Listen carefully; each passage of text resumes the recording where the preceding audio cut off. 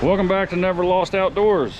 So by the time you see this video, this will be old news, but West Virginia's got some pretty serious flooding going on, and today's camp day. Now yesterday was the worst of the rain. It's a little cloudy out, but the rain chance today is not very high, but it did some flash flooding, and there was just like logs and trees and all kind of stuff. This is up to this bridge right now. This creek is usually like 10 foot less than this, easily 10 foot less than this. And to get to camp, we got to drop through some water. Now don't do this. It's very stupid. It's very dangerous. It's dangerous for your vehicles and for your own personal safety and health. So don't do what I do. Oh, that tree just got joggled loose. But yeah, this caused a lot of damage. I'm gonna put some clips in here in a few minutes of the surrounding areas, cities and whatnot. There's clips of cars literally floating away. I'll have to check again, but CNN kind of covered some of this and put like the totals on there for rainfall. I think this camera lens is all smudged.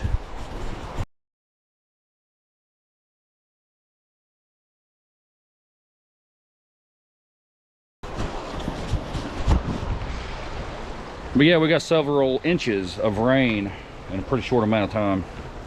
So what we're going to do, we're going to keep on wading through the waters, check out some of the flooding situations, and get to camp.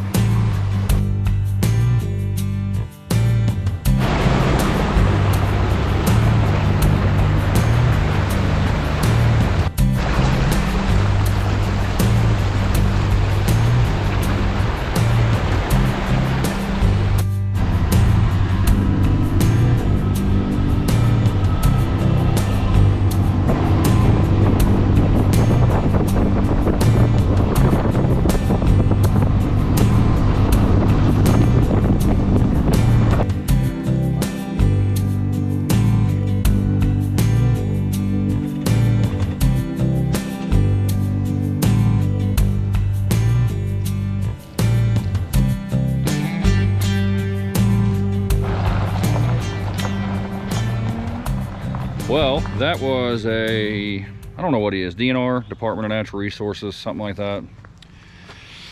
It has not rained all day, but he said that this campground is closing. I've been here before. I was going to tell you guys about it when I got here. I usually get this spot actually. There's a big old lake down here, and last year, I think it was a good bit last year and the year before, I come up and kind of covered like the drought where it dropped crazy, then it flooded. It was like way back and forth. So I kind of want to come up and check it out, see what the lake was like. And I should have known better when I pulled in and no one was here, because in the summer there's usually dogs barking and kids screaming everywhere. But he followed me in and said, "Hey, what are you doing?" "Camping." "Nope, can't do that. Campground's closed." There were some people here this morning and he ran them off. The water, I can't think of what he said. It's rising a foot an hour. I don't know, something crazy. Because we are like way upstream of here, so all that rain we got and all the flooding we got is working its way here slowly. The entrance to get in, he's saying, should be completely underwater soon, and then we can't get out of here, so we got to go. All right, well, I'm gonna go down and check out this lake. He said it's way up through there. We're not gonna get to see the actual lake, but I still want to go see, and then I guess we're going back to old reliable. So this is the road that leads on around to the lake. And you guys may remember crossing some water down in there at the lake to your left. You go all the way out. Yeah, this is by far the highest I've ever seen this. I mean, the lake, like there's a stream that runs through there down to the lake, but the lake is still way down there. I want to say that he just told me that he did like footage. He has like a little thing on his phone, and for summertime normal levels was like 1,000 some, and now it's like 1135. He said that's equivalent to like 30 feet high, and it's not rained all day. That is a crazy amount of water just to keep pouring into these lakes and roads and all that. So yeah, that ruins that. All right, now on to plan B. I really don't know how much of this you're going to hear because the river is so loud, but this is crazy. I know last year I came to this very spot and showed you guys the river. I was kind of giving you a comparison of the like the water height and depth and all that. And last year I said this is the highest I've ever seen it. Well, I stand corrected. This is by far the highest I've ever seen this river. Most of the banks here that drop down are well over 20 feet from the water, easily. And there's quite a few spots down through here that the water is almost up to the road. You're not going to hear me down here, but we're going to go down and check it out.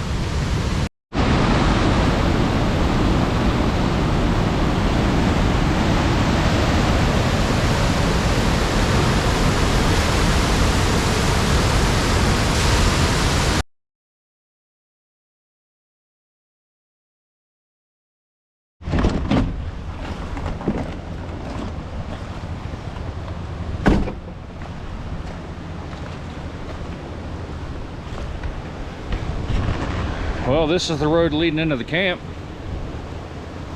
I think not last year, year before, when I had the white Ford F-150.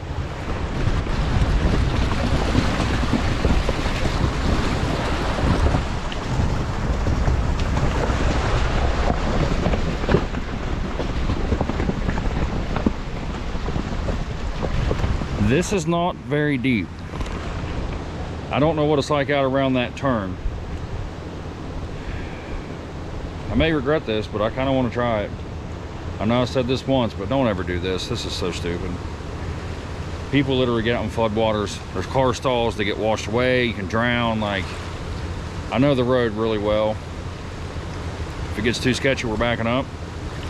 But we're kind of out of options and time to go find a new place to camp. I don't know. I'm gonna try it.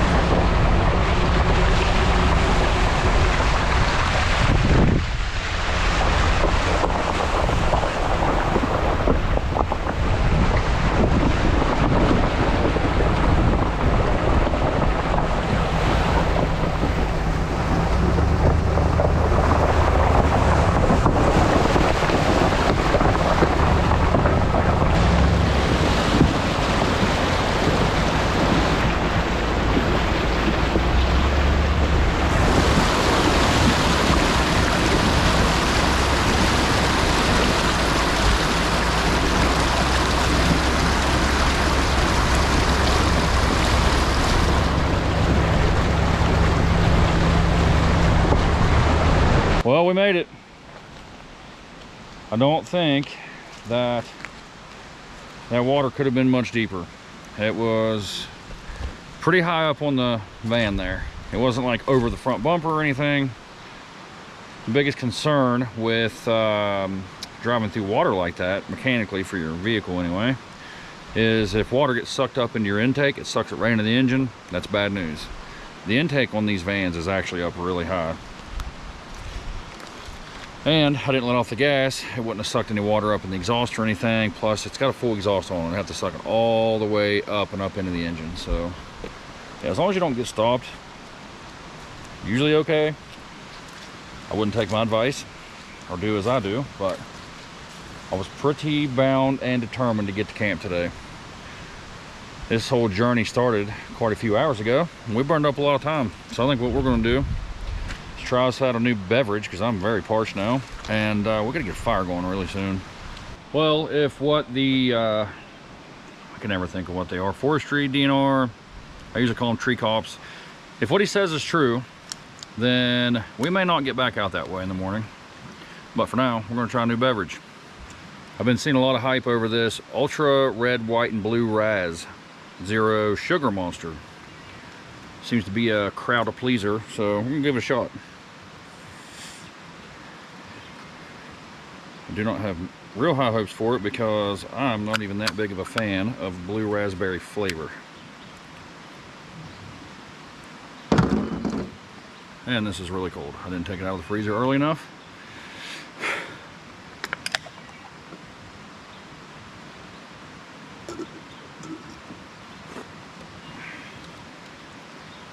It's really heavy on the blue raz.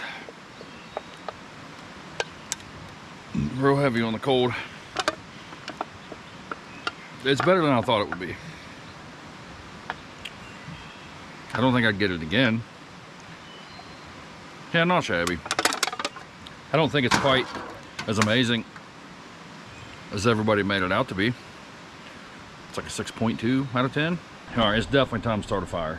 I want that to burn down just a little and be ready to cook before dark, because I think dinner's gonna be pretty tasty and I'm excited for it. GoPro, stop recording.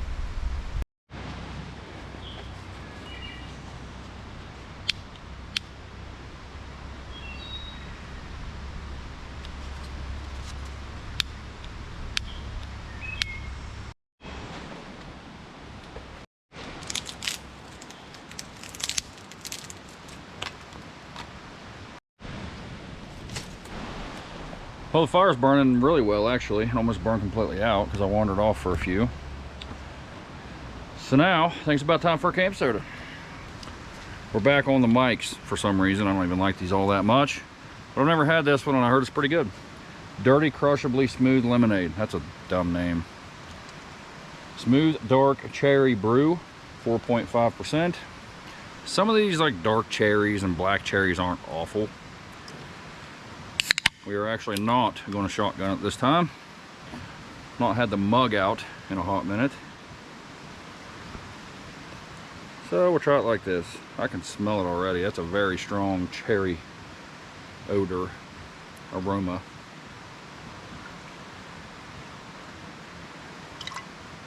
That is a big mug, and there is still a splash left in there. What is that, like 47 ounces? 24. That is, I've put 24 ounces in these before, but that is to the brim. All right, let's see if it's any good.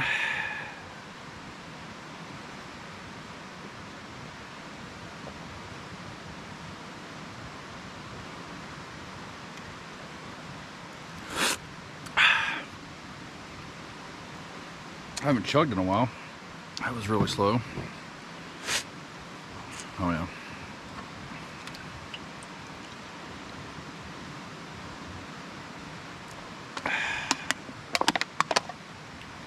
Okay, honestly not that bad. Way better than I thought it'd be. It actually is fairly smooth. Not a super strong alcohol flavor. There's a hint of cough syrup in there. That's to be expected. A little sour, actually. I'm just gonna give it a 6 flat out of 10. I would probably have it again if it was there, but I probably wouldn't look for it. I think that's about enough Mike's hard beverages for me for a few.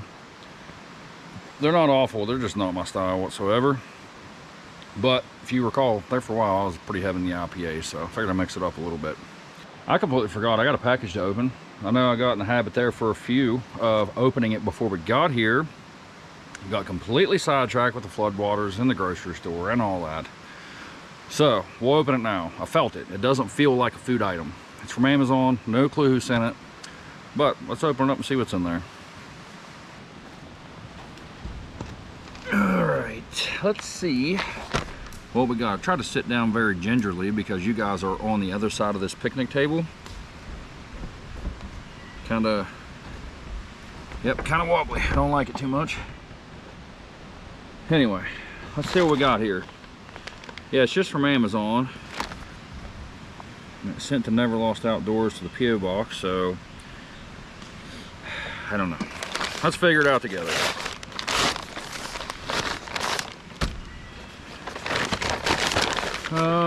Let's see.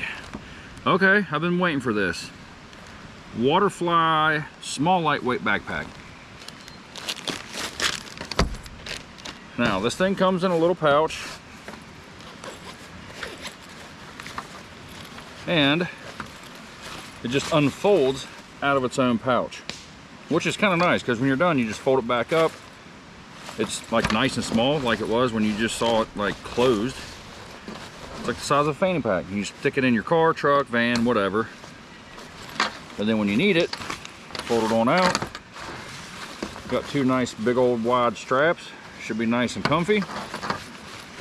And it's small and compact, but like there is plenty of room in this thing. It's got a little front compartment here. Stick you some hooks or something down in there. And then of course it's got like the side pouches, water bottle, camp soda, something like that. Got another one on the other side. Got a little flap here on the front. Open her up. Nice big old pouch right there too. Now I'm thinking that this is going to make a great fishing backpack. It's going to look a little funny on me probably because I'm a little large and all, but actually that's not bad. I really like those nice wide straps. Like even with stuff in there, I don't think it'd be all that noticeable. Yeah, it's like the perfect fishing backpack. So if you'd like to pick yourself up a water resistant backpack, check out the link in the description to Amazon. Definitely scroll down and check out the reviews. They're on really well. These things are cheap. They're like $26. And this thing should do anything you want to do as far as hiking, fishing. It'd make a great hunting backpack. There's different colors. I know I will definitely put this thing to use. All right, I'm getting pretty hungry. I think it's just about time to start on dinner. I'm gonna start with an onion. All right, fire's way too hot. We're gonna burn this instantly. Forgot butter. Some butter spray. Probably gonna need a bunch of it. Onion going in. All right, I'm pretty excited for this next step. I've never had any of the Dano's Outlaws, but this butter steak sounds really good. So we're gonna throw a little bit on the onions. We're gonna try some D-Makes Bros shaved steak. While we're on the Dano's kick, we might as well throw a little green top OG in there. Stuff's good on everything. And we'll go just a little more butter steak Outlaw.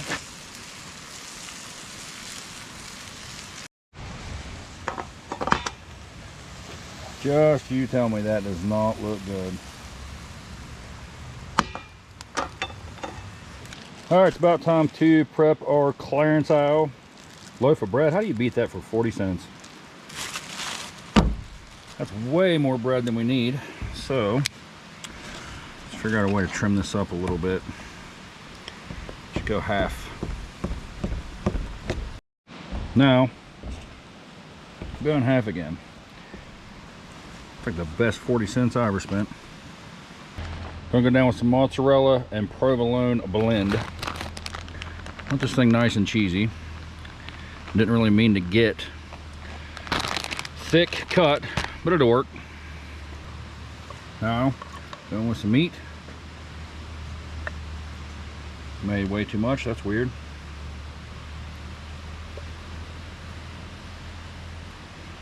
We'll just really pack it down in there. And I'm gonna get some onion in there.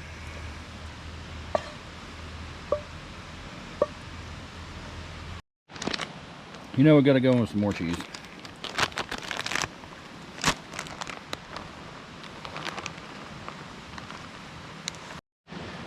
Lastly, I say we put this thing in a little foil, stick it over the fire, get just a little crisp on that bread. Get that cheese nice and melty. This is stupid. This is way too big. Heck, it's not even gonna hold that way. I don't know what I'm doing right now. Let's just start rolling, tuck and roll. Good enough. All right, while we wait for that to get all melty and toasty and whatnot, we're gonna try a new hot sauce. This one is called Timber Taste, yeah, Carolina Reaper. It's in a cute little bottle. Big thanks to James for hooking me up with this. He gave me a ghost pepper as well, so we'll try that one soon. I read the label already. It says caution, extremely hot. Crazy.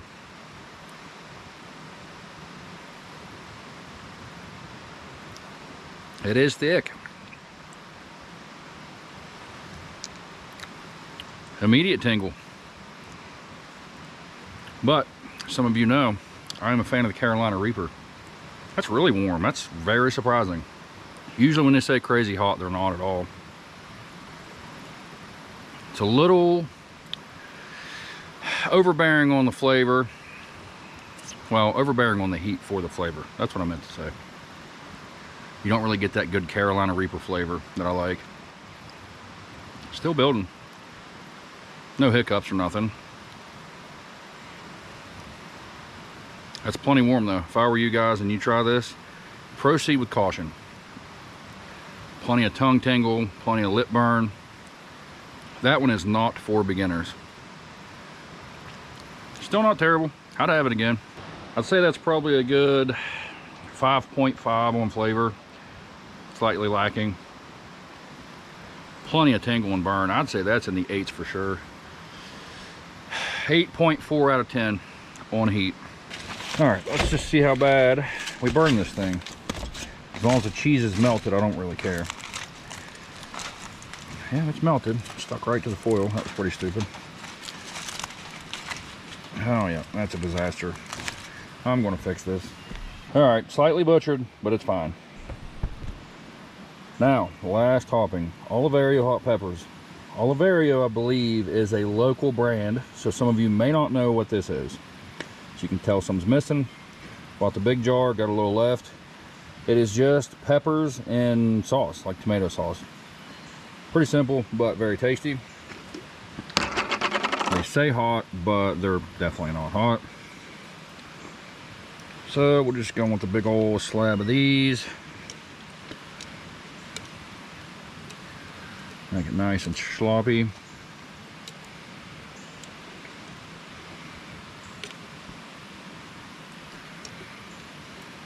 That should do it. Just look at that thing. This is going to be a disaster. For any of you locals that watch, you know this is pretty run-of-the-mill steak hoagie for the north central West Virginia, central West Virginia region, because a lot of them do steak, onions, sometimes mushrooms, plenty of cheese, definitely tomatoes, and like, not tomatoes, peppers and tomato sauce, peppers and sauce, whatever you want to call it. And for those of you that know, B&S One Stop gas station in West Milford. You can argue, but you know it's the best. But let's see if this is any better.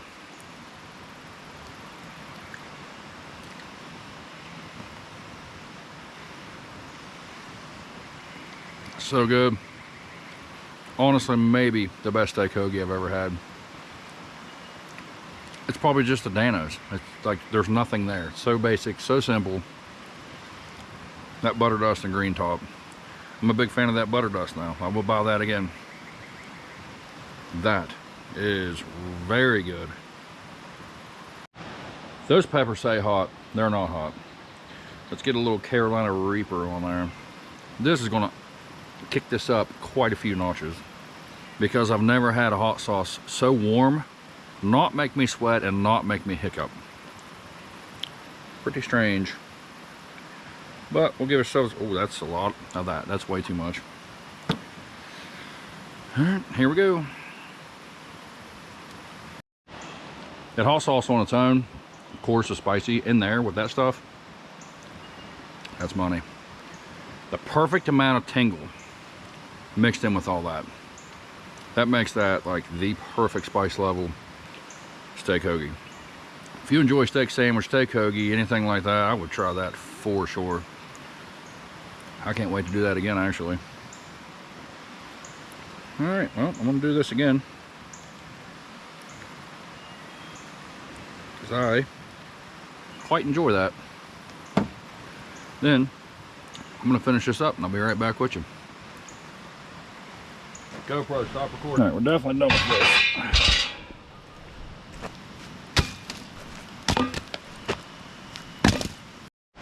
Well, the light's pretty much gone. I guess you can see me a little bit. But yeah, time got away from me there. Started kind of tinkering around camp here, cutting up some wood and whatnot. But this has been a good trip. I know we're possibly flooding in. Don't get me wrong. I know we're not clear yet. But we had a good hot sauce, pretty decent camp soda, and one tasty camp dinner. It has been way too long since I've had one of those. Tell you what I would do. If I had a food truck, that'd be the first thing I'd put on the menu. Around here, a steak hoagie like that is like 13 bucks for sure. That meat was on clearance, I believe. It was like 5 bucks. I didn't get that. That's from a previous trip. A friend of mine, James, left it in my cooler. Thanks, James. Stole your meat. But he said it was on clearance for like 5 bucks. And that cheese is like $2.50 a pack. The bread was 40 cents. I mean, $2.50 in meat, probably like $1 in cheese. Yeah, that's like 3 or 4 bucks in that sandwich. And it could go for like 10 minimum. I know if I went to a food truck and had that, I'd go back for sure. I'm guessing it's definitely the Dano's, and if you've ever put caramelized onions on anything, tasty. So I will be using that steak butter steak, whatever that new Dano's is. I'll be using that quite often now. I wish Dano's would just sponsor me already and just send those to me, because I've been repping them pretty hard for a minute now. They're not cheap, but they are good, and he uses actual ingredients. It's not just full of salt. All right, enough free plugging on Dano's. What I'm gonna do is go over here, probably dig out the new Sunnyfield rocking camp chair, because I like that thing. Probably kick back and have a camp soda or 3.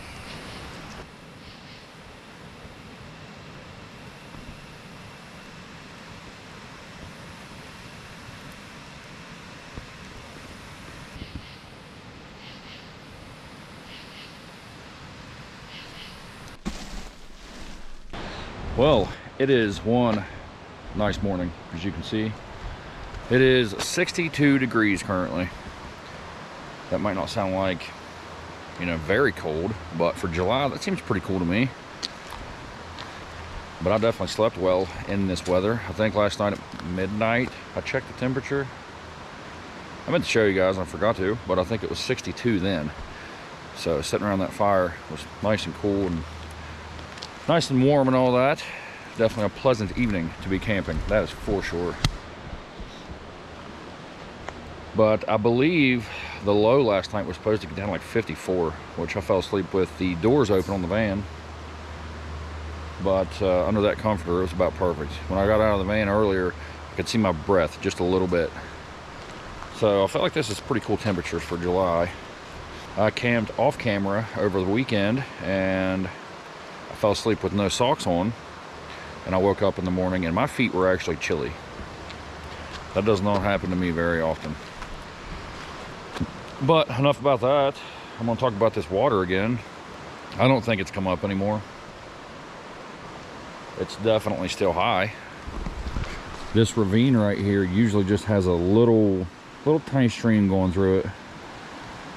And I would say this thing is 12 foot deep minimum. So that's quite a bit of water in there, but I've been kind of watching where it's coming through and kind of looking at the levels. You can see where the trees are kind of wet there on the bases. So I'm pretty sure it has come down a little bit.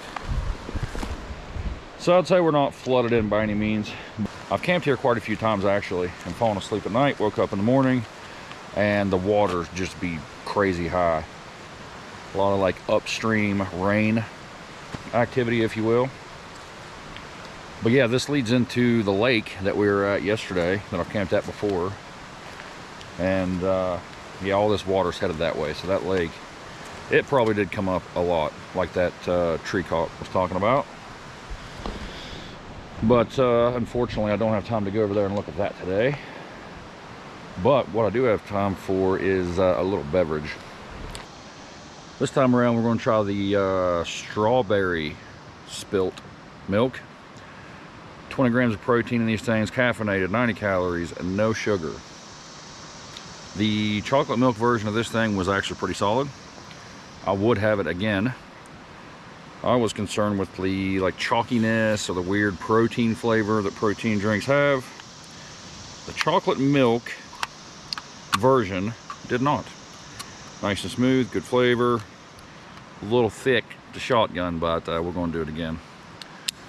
So I got pretty high hopes for the strawberry. Apparently there's a peanut butter version. I do enjoy some peanut butter flavor every once in a while. I don't really just sit and scoop peanut butter out of a jar, but the flavor is not too shabby sometimes.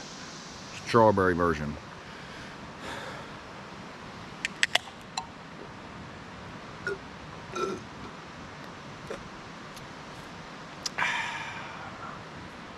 That's a mite tasty. Not overly sweet. Not overly artificially strawberry flavored. Not chalky, not full of protein flavor. It's no like strawberry Nesquik or whatever. That's a little bit better of a flavor, but that's not far behind it at all.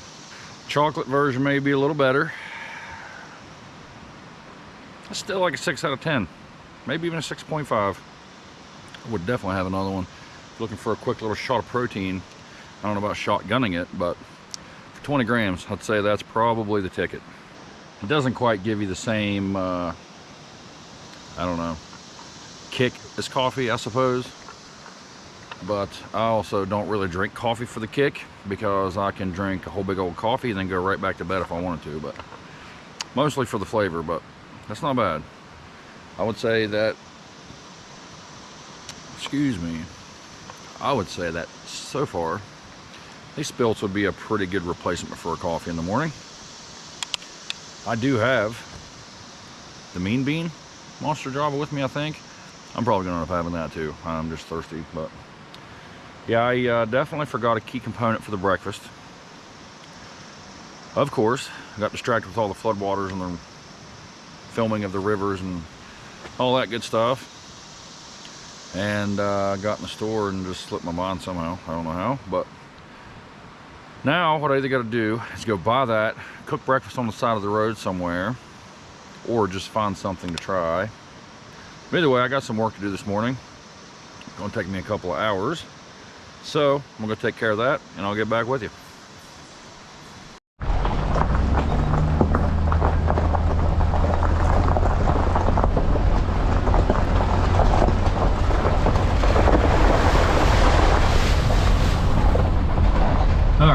Working is done for the day, and I drew a real bad blank on what I wanted to do. I thought about cooking something on the side of the road somewhere, but I'm just not feeling it. So we're going to do something a little different. I'm going to take you guys along with me on a it's called Grand China Buffet. Yeah, Chinese buffet run. We're going to see exactly what all we can find in there.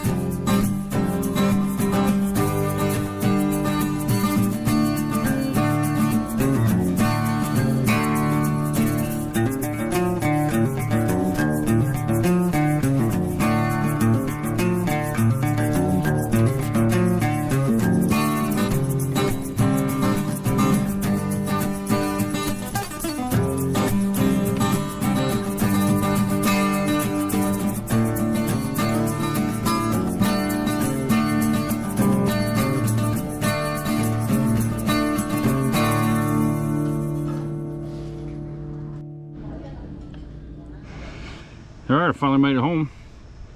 That's pretty much what I have at a Chinese buffet. But I did get a couple different things just to mix it up.